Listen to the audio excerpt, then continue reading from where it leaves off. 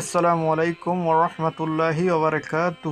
ইন্নাল হামদুলিল্লাহ ওয়াসসালাতু ওয়াসসালামু আলা রাসূলিল্লাহ আম্মা বাদ আউযু বিল্লাহি মিনাশ শাইতানির রাজিম বিসমিল্লাহির রহমানির রহিম। স্বপ্নে হযরত মিকাইল আলাইহিস সালামকে দেখলে কি হয়, অর্থাৎ ফেরেশতা হযরত মিকাইল আলাইহিস সালামকে দেখলে কি হয়। যে ব্যক্তি স্বপ্নে ফেরেশতা হযরত মিকাইল আলাইহিস সালামকে দেখবেন, সেই উভয় জাহানে কামিয়াব হবে যদি সে পরেজগার হয়। আলহামদুলিল্লাহ।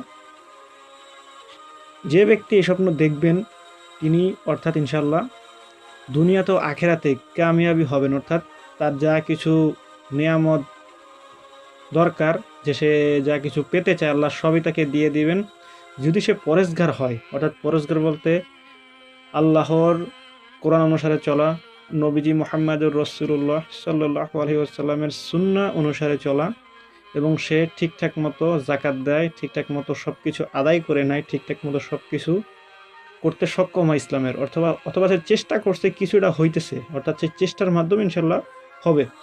যদি সে অবশ্যই যদি এসবের পরেজগারের ভিতরে ইসলামিক যত সব বিধিবিধান মেনে চলে ইনশাল্লাহ হবে। তো যদি সে পরেজগার না হয় তবে তাকে সতর্ক থাকতে হবে, সতর্ক থাকা উচিত। সতর্ক থেকে ভালো হলেও আল্লাহ রাব্বুল আলামিন দিতে পারেন ইনশাল্লাহ। স্বপ্নে কেউ হযরত মিকাইল আলাইহিস সালামকে কোনো শহর বা গ্রামে দেখে, তবে ইনশাল্লাহ সেখানে প্রচুর বৃষ্টি হবে এবং নিত্য পণ্যের দাম কমবে।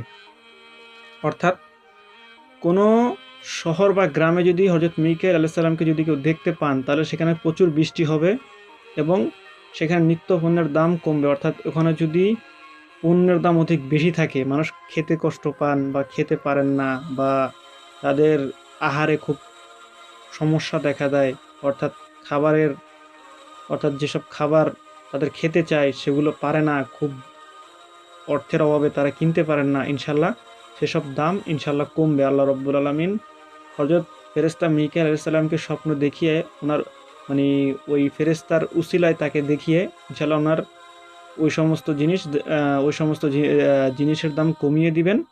অর্থাৎ ফেরেশতাকে যদি আল্লাহ যদি স্বপ্ন যদি দেখান মিকাইলকে, সেই এলাকার সেই গ্রামে অথবা শহরে আল্লাহ রাব্বুল আলামিন অনেক পণ্যের দাম আল্লাহ কমিয়ে দিবেন ইনশাল্লাহ। সেই আলামত বুঝিতে হইবে। আর যে স্বপ্নে দেখেছে তার সঙ্গে যদি মিকাইল আলাইহিস সালামের যদি কথা বলতে যদি দেখেন, অর্থাৎ যে ব্যক্তি স্বপ্নটি দেখেছেন যে মিকাইল আলাইহিস সালাম তা আপনার সাথে কথা বলছে, যদি এরকম কোনো স্বপ্ন দেখেন, তাহলে ধন্য ও সন্তুষ্ট হবেন। অর্থাৎ তিনি ধন্য হবেন ও সন্তুষ্ট হবেন। আল্লাহ রাব্বুল আলামিন তাকে ধন্য করবেন এবং সন্তুষ্ট করবেন। যে কোনো একটি নিয়ামত আল্লাহ তাকে দিবেন, সেই নিয়ামতের কারণে তিনি ধন্য হবেন এবং সন্তুষ্ট হবেন। এই আলামত বুঝিতে হইবে। কারণ মিকাইল আলাইহিস সালাম হচ্ছে করোনার ফেরেশতা। করোনার বলতে সেই করোনা ভাইরাস না, যেটা বলতেছি এটা হচ্ছে গিয়ে যে তার মাধ্যমে আল্লাহ রিজিক বন্টন করেন, তার মাধ্যমে আল্লাহ নিয়ামত দান করেন, অথবা আল্লাহ নিজে নিয়ামত দান করেন, অর্থাৎ তার যে উসিলায় যা করেন সেই উসিলায় আল্লাহ তাআলা আপনাদেরকে কিছু দিতে পারেন, সেই ইঙ্গিত বহন করে। আলহামদুলিল্লাহ, খুব ভালো স্বপ্ন। ওয়া আখিরু আলহামদুলিল্লাহি রাব্বিল আলামিন ওয়াসসালাতু ওয়াসসালামু আলাইহি ওয়া রাসূলিল কারীম।